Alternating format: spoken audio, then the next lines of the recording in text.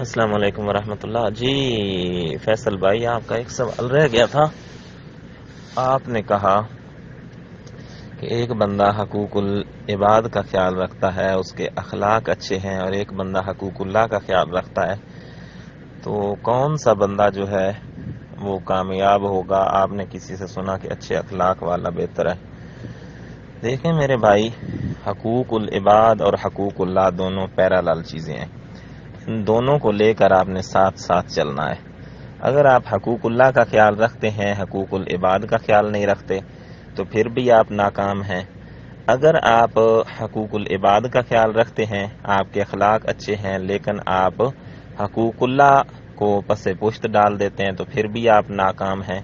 تو اس لیے دونوں جو ہیں، حقوق اللہ ہوں یا حقوق العباد ہوں، ان کو ساتھ ساتھ ملا کر آپ نے چلنا ہے، تب آپ مومن بنیں گے، تب آپ کامیاب ہوں گے۔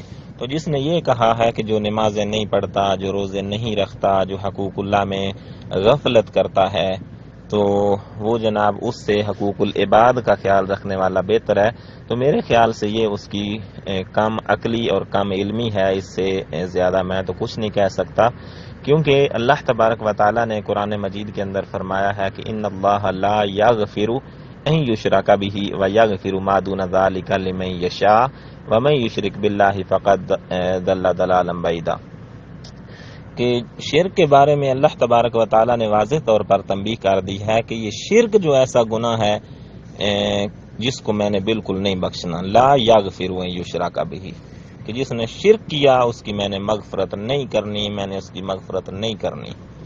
اس کے علاوہ جو دیگر گناہ ہیں وہ میں چاہوں تو معاف کر دوں۔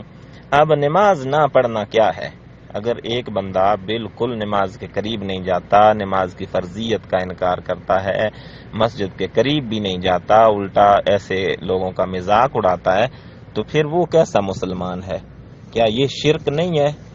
یہ بھی شرک ہے۔ میں آپ کو ایک ایسے عجیب شرک کا آج بتانے جا رہا ہوں جو شاید آپ کو پہلے کسی نے نہ بتایا ہو۔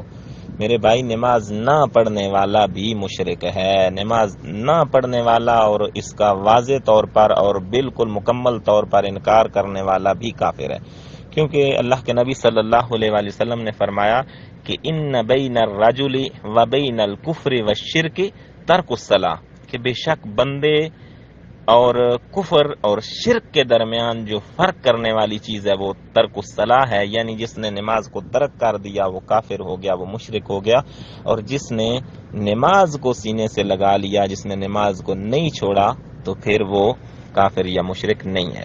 تو شاید یہ بات آپ کو پہلے کسی نے نہ بتائی ہو۔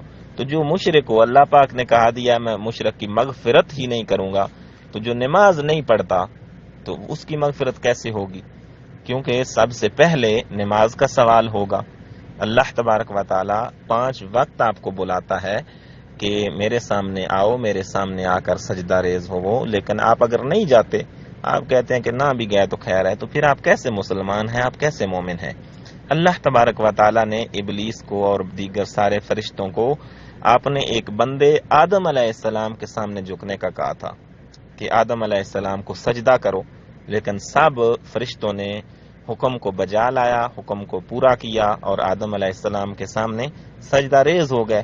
لیکن ابلیس جو تھا وہ اکڑ میں آ گیا، اس نے کہا نہیں جی نہیں، میں اس کے سامنے کیسے سجدہ ریز ہو سکتا ہوں، میں کہاں سے بنا ہوا ہوں اور یہ کہاں سے بنا ہوا ہے؟ تو اس نے ایک حکم کو ترک کیا، ایک حکم کو بجا نہ لایا، تو اللہ پاک نے اس کو دھتکار دیا کہ دفع ہو جائے ادھر سے۔ تو آج آپ اپنے گریبان میں جھانکیں اور اپنا احتساب کریں کہ ہم اللہ تبارک و تعالیٰ کے دن میں کتنے احکام ہیں جن کو ترک کر رہے ہیں اور جن کی خلاف ورزی کر رہے ہیں۔ تو اس لیے بھائی، نماز نہ پڑھنے والا جو ہے اس سے اچھے اخلاق والا بہتر ہے، یہ جس نے کہا ہے بالکل اس کی کم عقلی اور کم علمی ہے۔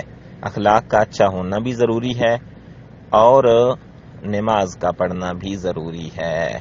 واللہ اعلم بالصواب۔